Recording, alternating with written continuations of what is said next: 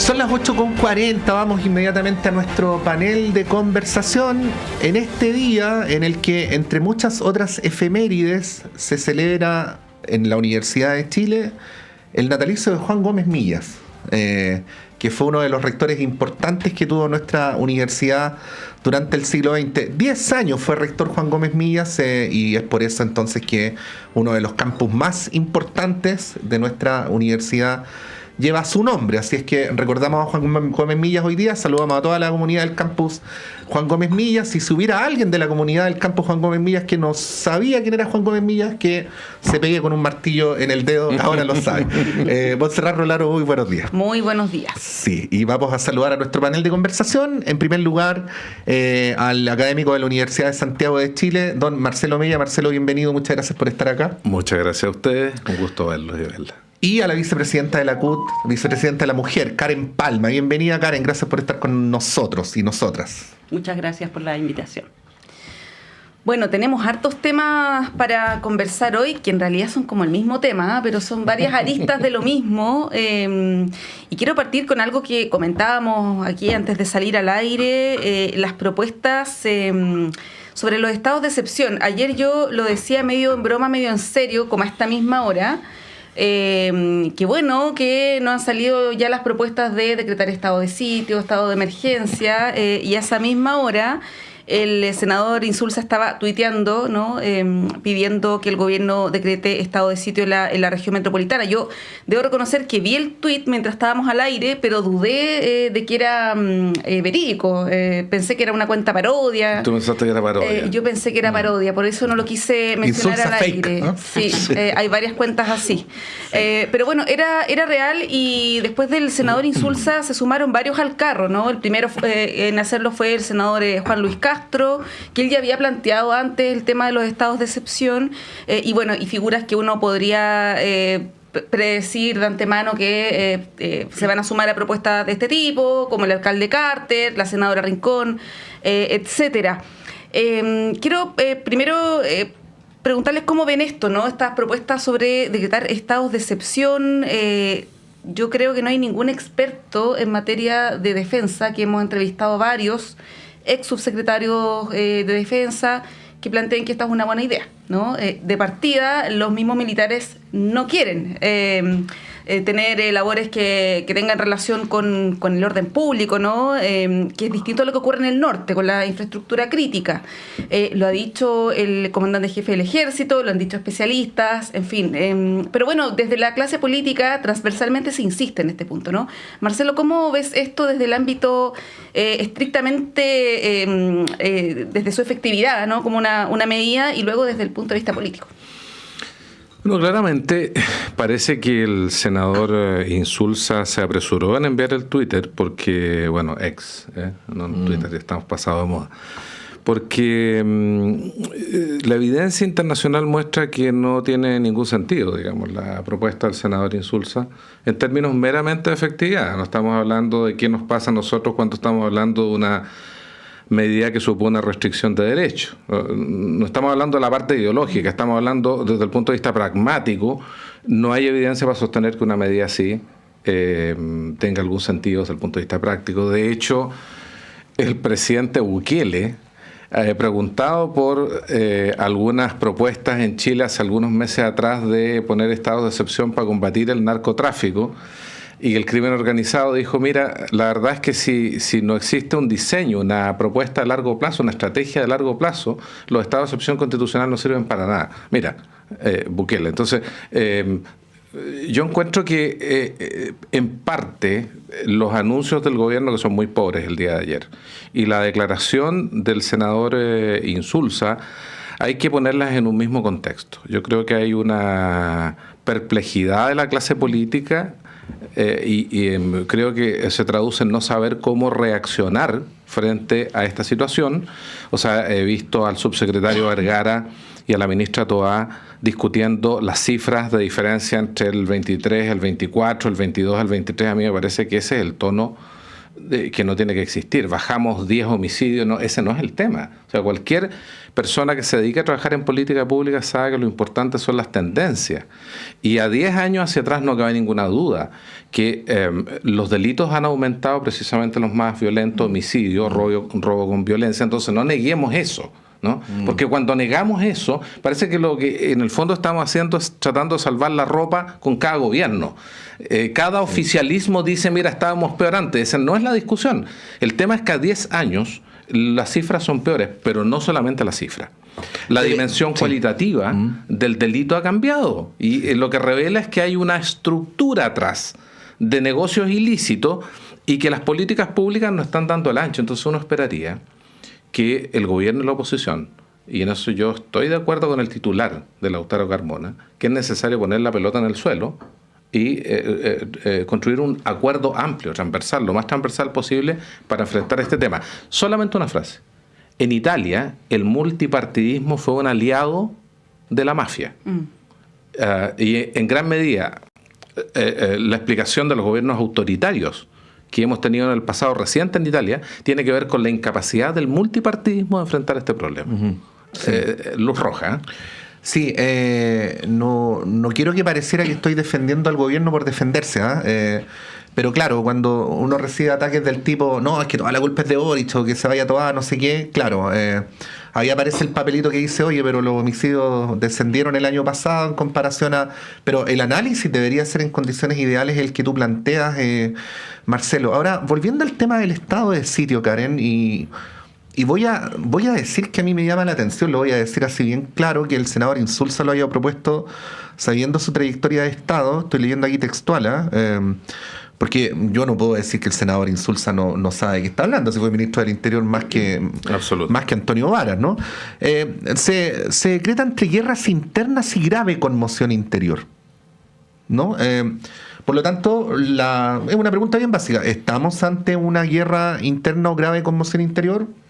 Probablemente hay gente que piensa que sí, pero al menos la pregunta hay que hacérsela, hay que fundamentarla y hay que contestarla, ¿no? Y yo lo mencionaba más temprano, y ahí nomás te doy la palabra, Karen, que como son varios los estados de excepción constitucional, a veces las personas se enredan, o para no quedarme afuera nos enredamos, ¿no? Son 4. El estado de sitio, en rigor, es un súper estado de excepción. O sea, el propio Pinochet solo lo aplicó 3 veces. El 11 de septiembre del 73, para las protestas del 84, cuando él iba a caer, casi se convierte en realidad. Y luego del atentado, en septiembre del 86, cuando los propios militares no sabían si lo que le había ocurrido al dictador era apenas un indicio de un levantamiento mayor contra la dictadura, y por lo tanto se aplica, ¿no? Entonces, esta sería la 4ª en los últimos 50 años. La pregunta es si lo que está ocurriendo está a la altura de los 3 hechos que describí anteriormente. Ahora, ¿cómo lo ves tú? Porque esto tiene consecuencias bien directas sobre el funcionamiento cotidiano de la región metropolitana, donde vivimos más de 8 millones de personas. Sí, o sea, yo creo que no estamos ni frente a ninguno de los hitos que tú detallas como para hacer esta proposición.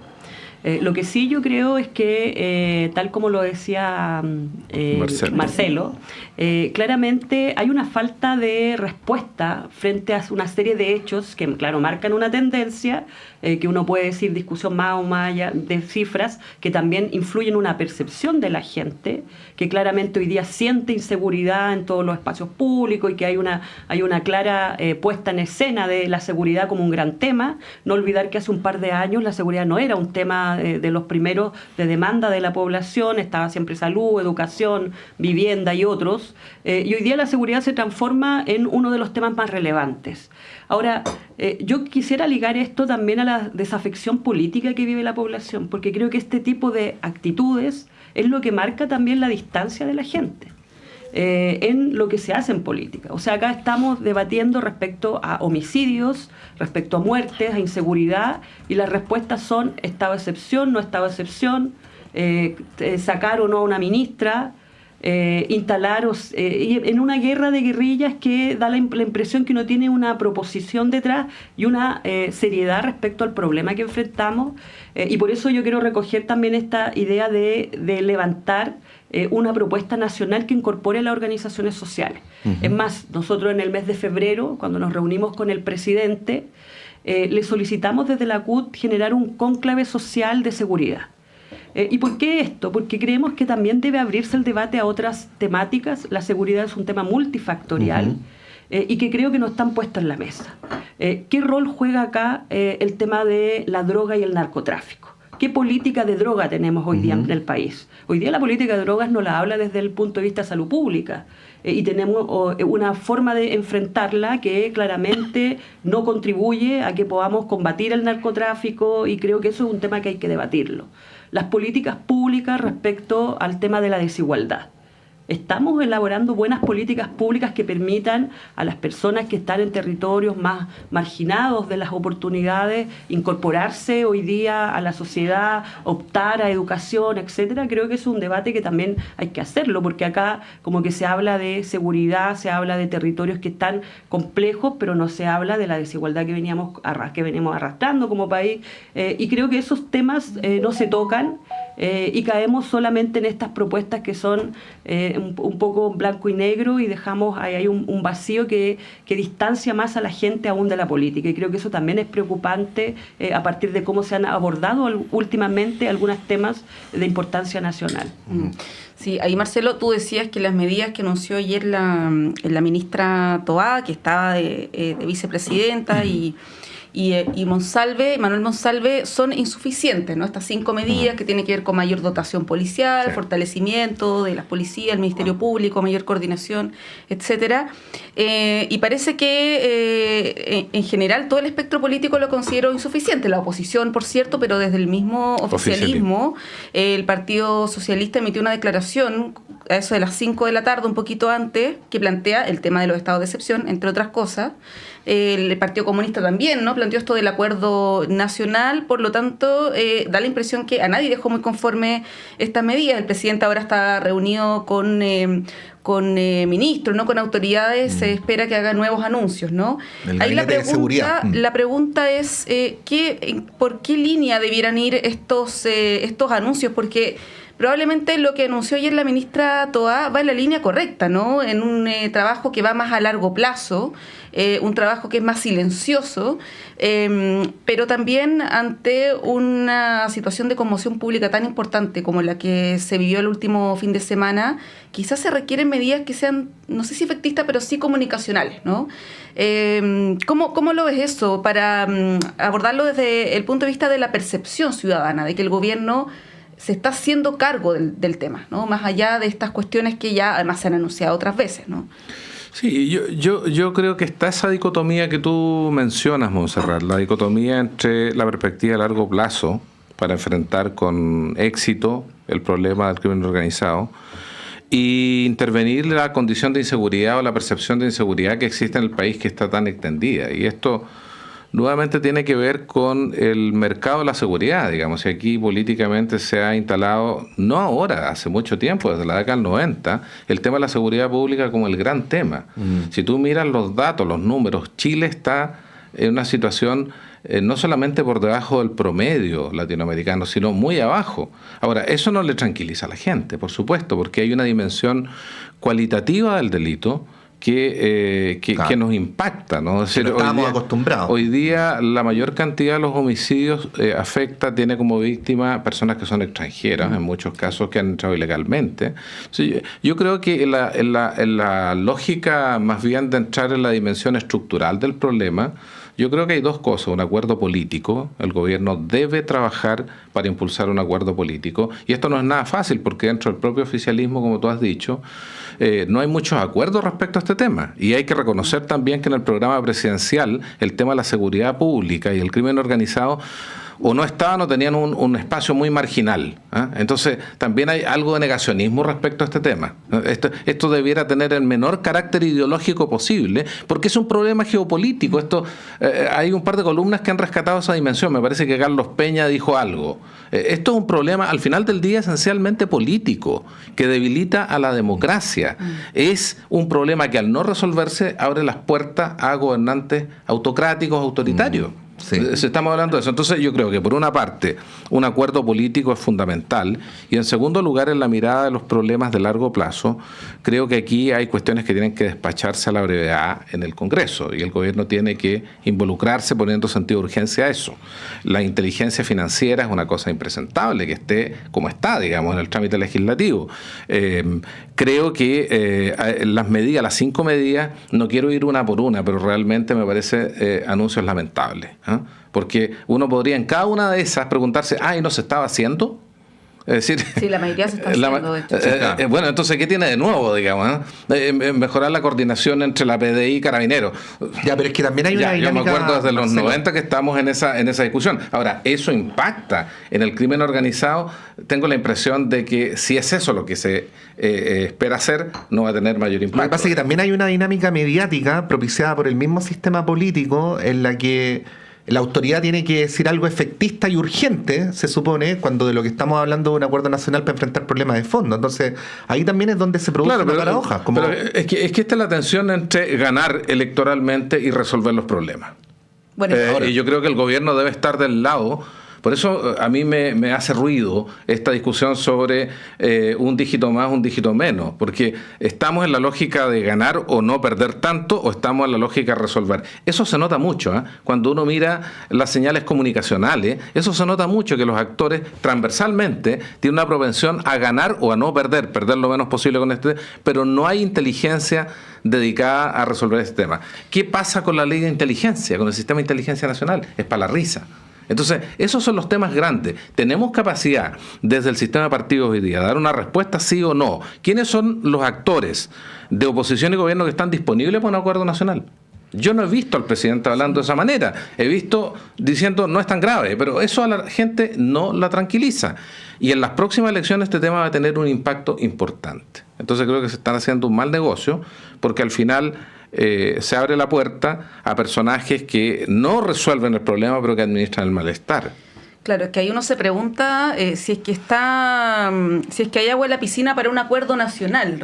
Ustedes recordarán hace un par de meses el asesinato de los 3 carabineros en Cañete, donde se dio una señal de Estado, fueron los presidentes de las cámaras, parlamentarios de oposición, y bueno, y después eso quedó totalmente diluido mientras transcurrían los días, ¿no? Y ahí aparecieron los parlamentarios de oposición criticando al gobierno, y ese acuerdo de ponerle urgencia a algunos proyectos finalmente quedó en nada. De hecho, muchos de los proyectos todavía no avanzan.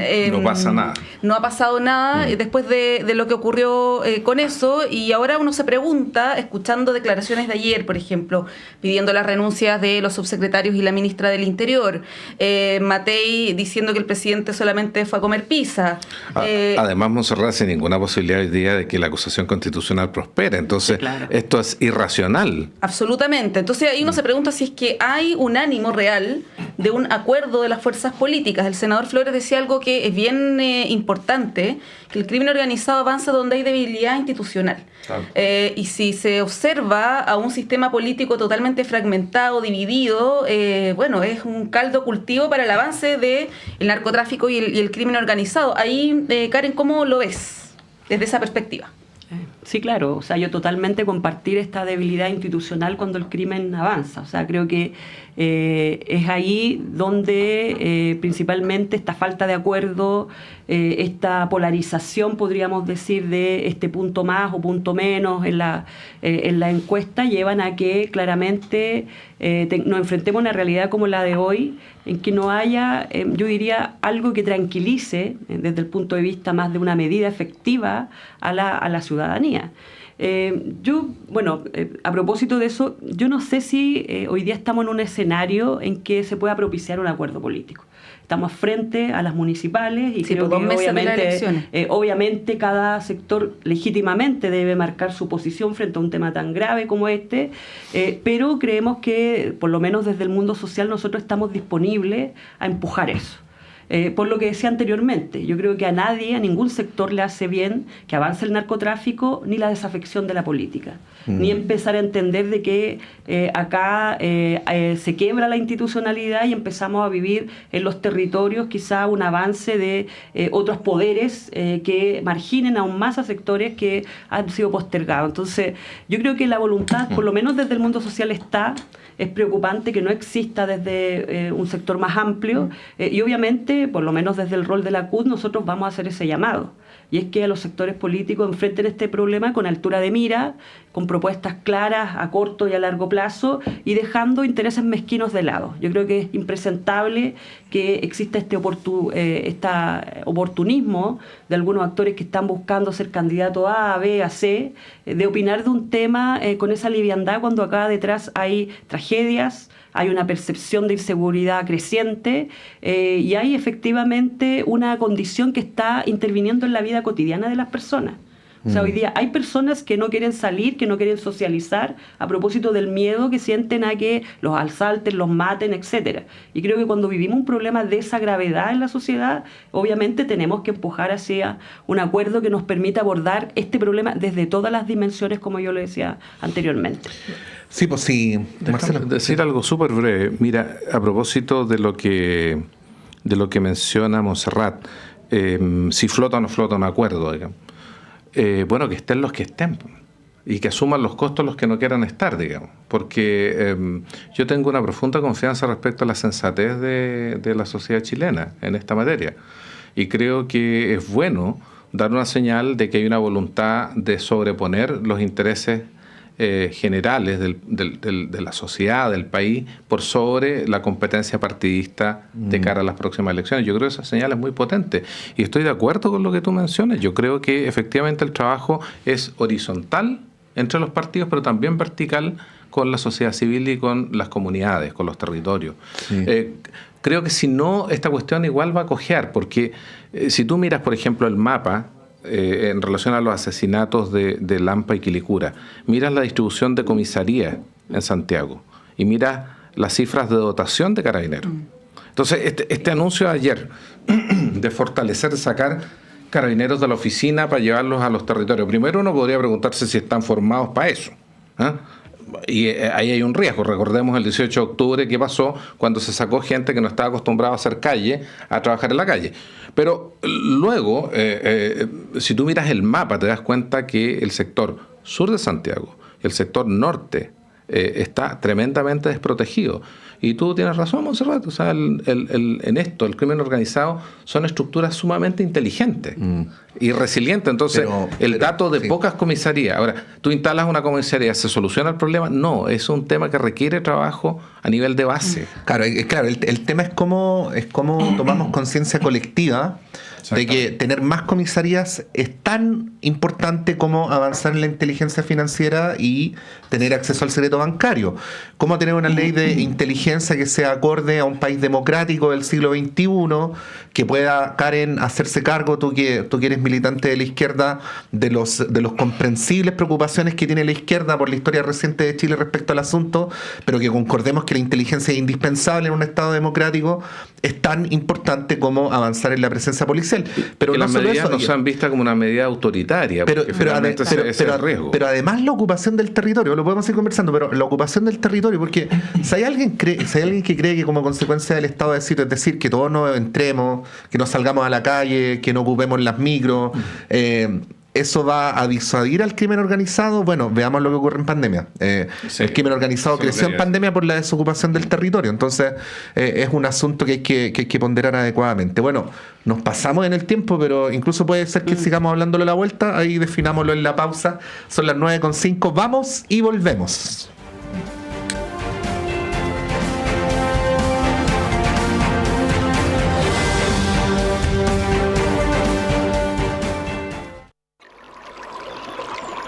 Aguas Trayén o Cascada en Mapudungún es la mejor agua purificada con tecnología de última generación. Para más información, visite su página web www.aguastrayen.com.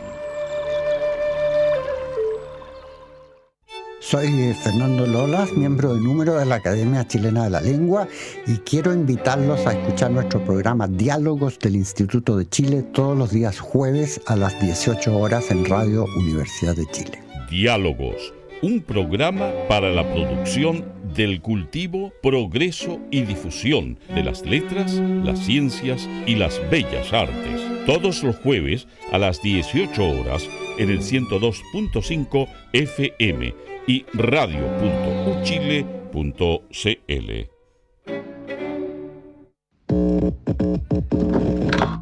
Sala Máster de Radio Universidad de Chile presenta... Radio Universidad de Chile los quiere invitar a disfrutar en vivo y en directo desde Sala Máster este sábado 20 de julio a las 19:30 horas la voz, las canciones y las guitarras del destacado cantautor nacional Alexis Venegas. Este músico chileno regresa al icónico escenario de Sala Máster junto a Claudio Rojas en la dirección musical, presentando un concierto a 4 guitarras donde harán un recorrido por viejas y nuevas canciones.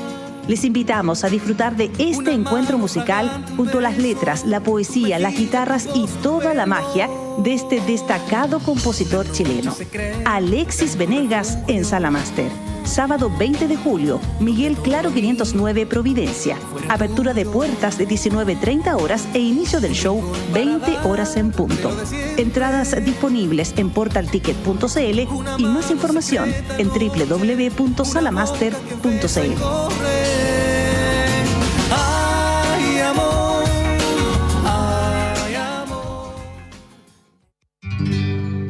Descubre el fascinante mundo del patrimonio cultural chileno en Chile, su tierra y su gente.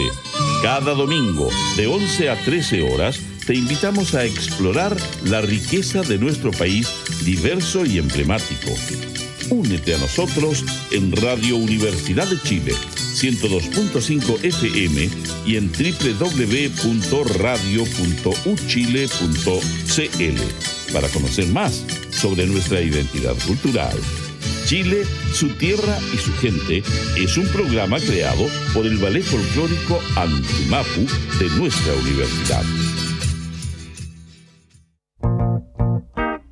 Todos los sábados a las 21 horas, Alberto Mayol, Omar Sarraz, Patricio López y Antonella Esteves se reúnen para revivir la tradición de una amable conversación entre amigos alrededor de un libro y para discutir sobre literatura y la vida misma. Radio Universidad de Chile te invita a ser parte de esta República de las Letras y compartir la pasión subjetiva y personal de cualquiera que ame los libros. Te esperamos cada sábado a las 21 horas en la República de las Letras, un clásico de Radio Universidad de Chile.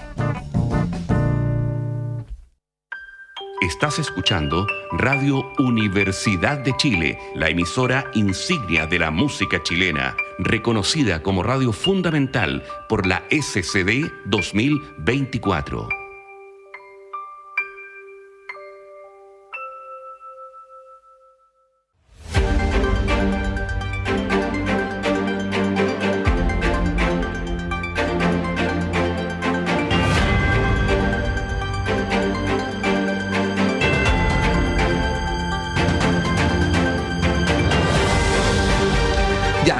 Digo dos cosas y luego le doy la palabra a Montserrat Rolano. Son las 9:09. Primero, día jueves, día de entradas.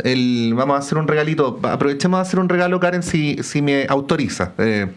El próximo sábado 20 de julio, bueno, también mañana viernes, pero este regalo es para el sábado. Pueden ir, en todo caso, si no ganan el concurso, cualquiera de los 2 días a las 7:30 de la tarde al concierto número 11 de la temporada oficial de la Orquesta Sinfónica de Chile en el Teatro de la Universidad de Chile, ¿no? Esto, bueno, entre otras cosas, para ese es el rol de las universidades del Estado, ¿no? Tú que también eres académico de una universidad del Estado, Marcelo, que también tiene una gran orquesta en la USACH. Bueno, muy buena y premiada. Así es. La Universidad de Chile tiene su orquesta sinfónica, que va a tener un doble debut. El director chileno Luis Toro Araya va a tomar por primera vez la batuta de este elenco y será igualmente la primera visita al país de la joven artista checa Pavla Tesarova, solista que va a interpretar interpretar el concierto para violín de aquel portento llamado Piotr Ilich Tchaikovsky. ¿Ya?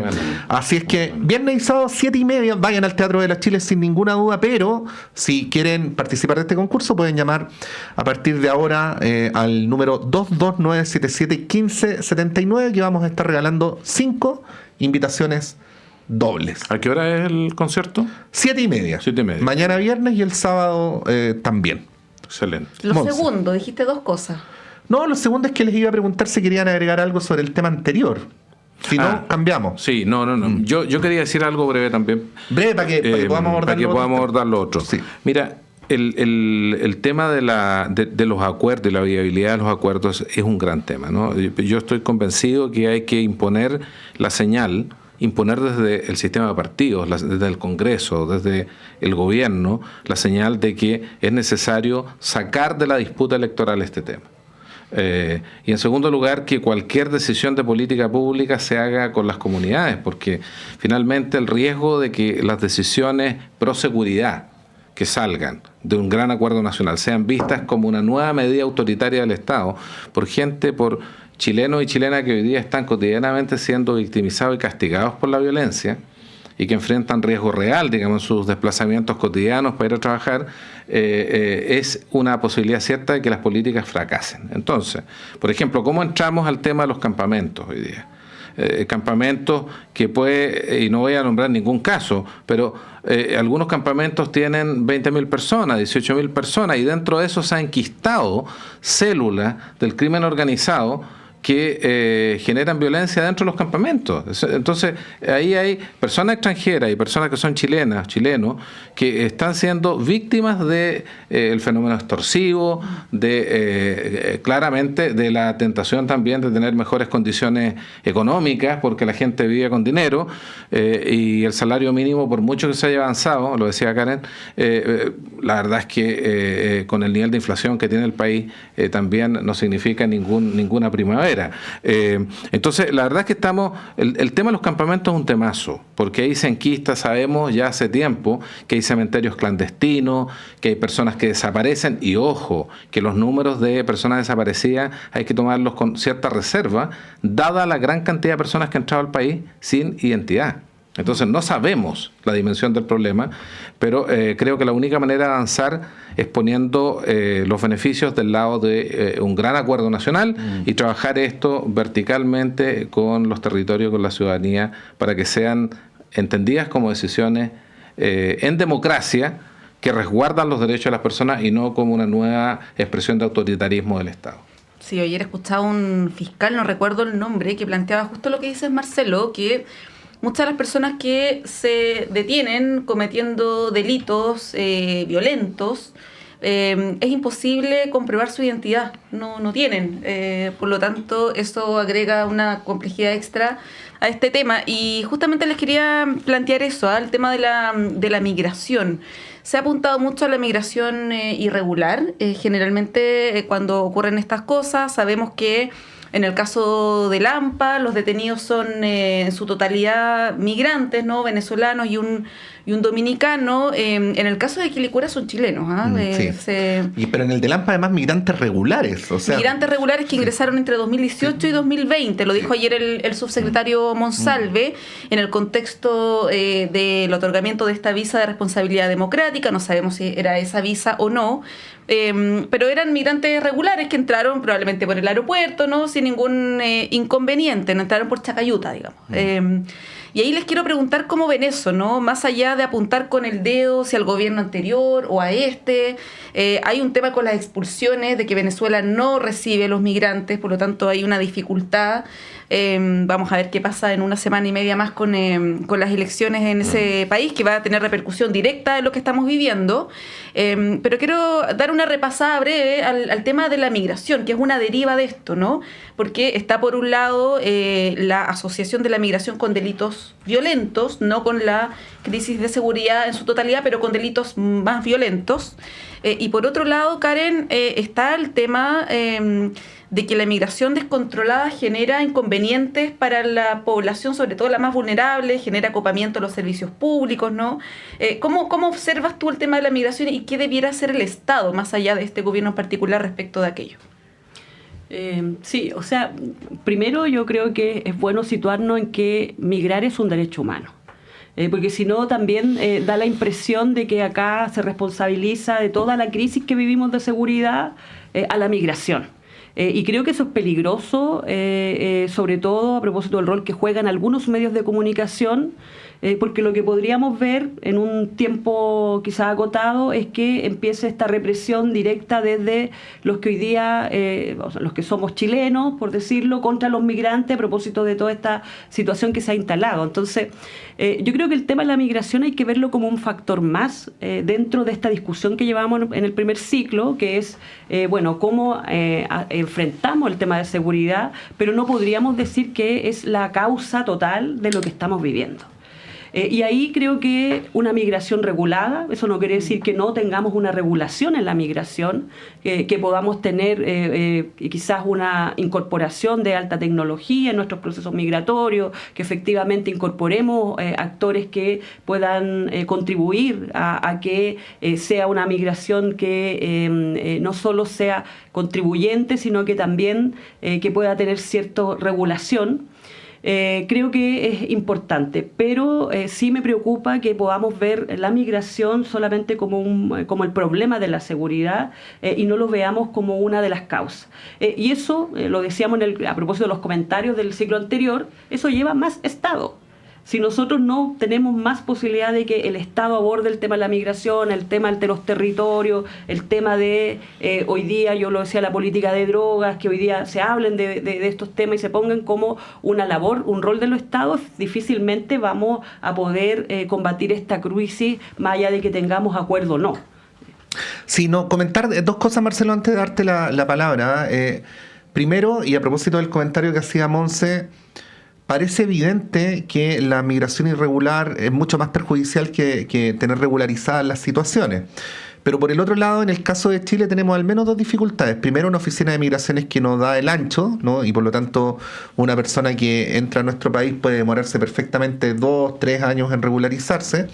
Y segundo, esta arremetida de carácter legislativo político, coercitiva, que por ejemplo propone transformar automáticamente en delito el ingreso irregular, cuestión que contraviene las normas internacionales, pero que hace que personas de carne y hueso, si esto no es como especulativo, o sea, estas personas conviven con nosotros todos los días. Yo hace 3 días conversé con una que me decía que tenía miedo de regularizarse porque tenía miedo que la echaran, en fin, y así sucesivamente, ¿no? Bueno, y un segundo punto, luego te doy la palabra.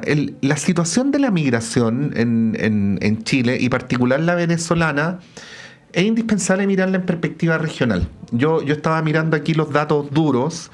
Esto no es un organismo que pertenezca a algún sector político, es ONU Migraciones y además la Oficina del Enviado Regional para la Respuesta Regional a la Situación de Venezuela. Simplemente pongo los datos para que los tengamos encima de la mesa. A junio, o sea, el mes pasado, según las cifras oficiales, hay 7,77, o sea, casi 8 millones de venezolanos viviendo fuera del país. Esta es la segunda migración a nivel mundial, o sea, en un contexto donde hay guerras en África, inestabilidad política en Medio Oriente, guerra en Ucrania. Bueno, en ese contexto, la migración venezolana es la segunda más grande del mundo. Y resulta que para efectos del destino de la migración, claro, tenemos el problema en Chile, pero no solamente en Chile. En Colombia hay casi 3 millones de venezolanos, en Perú hay 1,5 millones de venezolanos y luego están en orden decreciente Brasil, Ecuador y Chile. Por lo tanto, también esta tendencia a mirar el problema de Venezuela migratorio, quiero decir, en Chile como una cosa estrictamente autorreferida, como un problema doméstico, interno, creo que hace perder perspectiva para efecto de cómo se puede abordar. Marcelo. Sí, yo quería ir justamente ahí, fíjate, porque generalmente nosotros no tenemos, y esto es como casi parte de la cultura chilena, que creemos que los procesos políticos parten y terminan en Chile, o que somos de alguna manera tendencia central de algo. No, ninguna de las dos cosas. ni parten ni terminan acá. Nosotros volvimos a la democracia cuando buena parte del mundo estaba dejando atrás los autoritarismos, se hicieron las reformas neoliberales cuando buena parte de América Latina estaba en eso. Entonces hay que distinguir de qué somos autores realmente nosotros como país y tomar conciencia que en buena medida las cosas que nos están pasando tienen que ver con procesos regionales o procesos que tienen una amplitud mayor. El crimen organizado es lo mismo y las migraciones son lo mismo. Entonces yo lo primero que quisiera decir es que me parece totalmente ingenuo que un gobierno pretenda resolver el problema migratorio de manera unilateral. Eso no va a ocurrir. Es decir, primero porque la frontera chilena es extraordinariamente permeable. Si nos están escuchando del Paso Cardenal Zamoré para el sur, sabrán de lo que estoy hablando, no puede cruzar y para el norte lo mismo. O sea, este es un país que dentro de las vulnerabilidades es que tiene una frontera larguísima, que nos da ciertos beneficios, pero el país es muy bonito, pero es muy vulnerable. Y eso va a seguir siendo así. Entonces, la ahora, frontera norte con Perú y Bolivia son 1.100 kilómetros. Para hacerse una idea. Entonces, no hay manera de abordar con cierto éxito si no es a través del multilateralismo. Yo supongo que en el viaje del presidente Boric a Paraguay, este fue uno de los temas, porque Paraguay, Brasil y Argentina comparten una frontera y este es un tema principal, digamos. Si ellos no colaboran, independiente del color político del gobierno, no hay posibilidad de tener control sobre esa frontera. Lo mismo tiene que ocurrir acá. Lamentablemente en América Latina, el color político de los gobiernos hace mucho ruido para generar cooperación entre los estados y tener políticas que aborden el tema migratorio con perspectiva de Estado. Entonces ahí tenemos un gran problema, porque cambia el color político del gobierno y los acuerdos del gobierno anterior quedan en nada y así estamos en punto muerto por mucho tiempo. Entonces yo diría la gran mirada tiene que ser de carácter multilateral. Hoy con Milei está difícil, de hecho todavía no viene a Chile después de haber asumido, cosa que es... Está inaugurando bases norteamericanas en el sur. Sí, pues ha viajado hartas veces a Europa, a Estados Unidos. Y en los conciertos. El tema no puedo evitar decir que se metieron en esta deriva populista nacionalista de defender a Enzo Fernández, de los cánticos. De hecho destituyó anoche al secretario de Deportes por haber dicho que los futbolistas tenían que pedir perdón, con una retórica de ningún país colonialista nos viene a decir a nosotros lo que tenemos que hacer. Ojo con eso, porque de repente, incluso en el fútbol, estos sectores se aprovechan de la pulsión nacionalista y seguro que Milei va a subir en las encuestas por defender a Enzo Fernández. En fin, disculpa que haga la mención. Karen, no sé si tienes algo que agregar sobre este tema. Sí, bueno, esos fenómenos a los que yo me refería, que como a veces actores relevantes influyen en la política, en la cultura de un país para generar actos de racismo, discriminación, y que creo que en eso nosotros tenemos que ser cuidadosos, y comparto lo que se ha dicho acá. O sea, cuando uno ve la situación geográfica, es complejo adjudicarle a un gobierno la responsabilidad de la migración.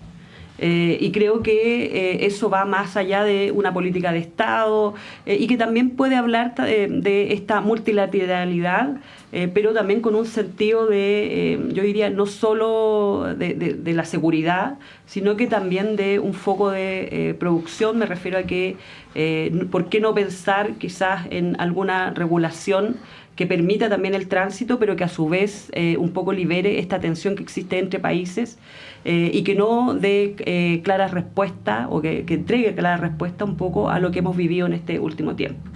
Sí, ahora, Marcelo, este discurso medio xenófobo, chauvinista, parece que da hartos réditos políticos. Ahora hemos tenido, por ejemplo, parlamentarios socialistas pidiendo que se elimine el derecho a voto para migrantes residentes. Para todos los migrantes residentes. Para todos los migrantes residentes, cosa que hace un par de años era impensado, ¿no?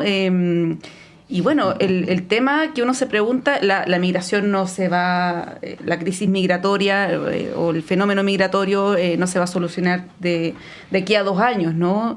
Si es que a la actual oposición, a la derecha, Evelyn Matei, pensando en ese caso, le toca gobernar en 2 años más, se va a enfrentar con el mismo problema. Y bueno, va a ser complejo, ¿no? El tema del crimen organizado, el tema de la crisis de seguridad, la migración, y esta actitud poco colaborativa que están teniendo, quizás con poca visión de Estado o visión de largo plazo, les puede rebotar en la cara, ¿no? ¿Cómo lo ves?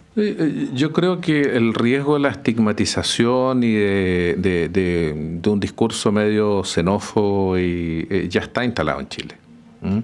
Y está instalado, y eso es lo preocupante, más allá de la ultraderecha, más allá del electorado del Partido Republicano. Yo diría que en amplios sectores de la sociedad hoy día existe un prejuicio respecto de las personas que han llegado a nuestro país.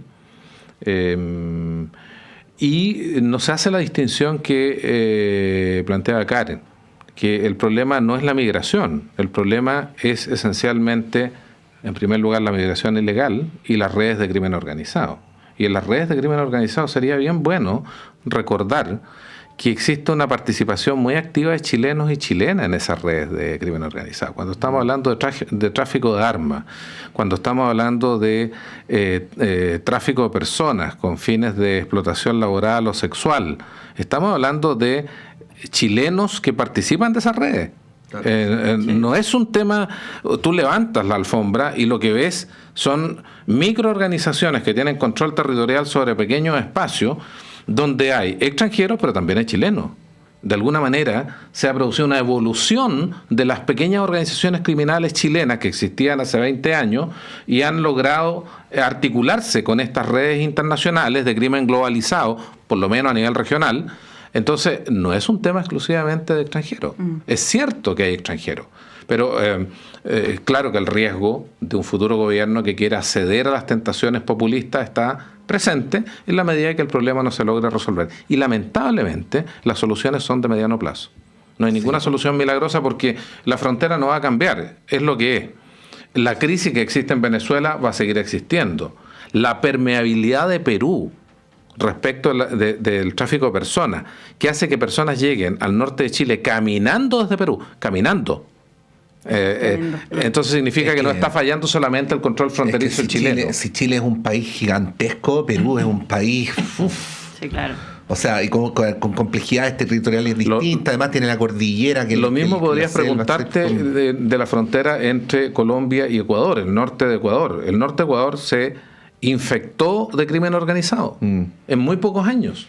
Oye, simplemente recordarle a los dos diputados socialistas que propusieron eso que vean el logo de su partido. Porque hay un mapa ahí que el mapa de Sudamérica, que no está ahí porque sí, pues, tiene que ver con la doctrina fundacional. No lo digo para caricaturizar el debate. Este es un debate de suyo complejo. Si no se trata ni de idealizar la migración, ni de criminalizarla, sino de abordar el tema como es, ¿no? Entonces ese tipo de propuestas no sé si ayudan mucho. Karen, ¿querías decir algo antes de cerrar el panel? Solamente que a eso hay que agregarle la valoración que hace la cultura, el tema del narcotráfico y a la violencia.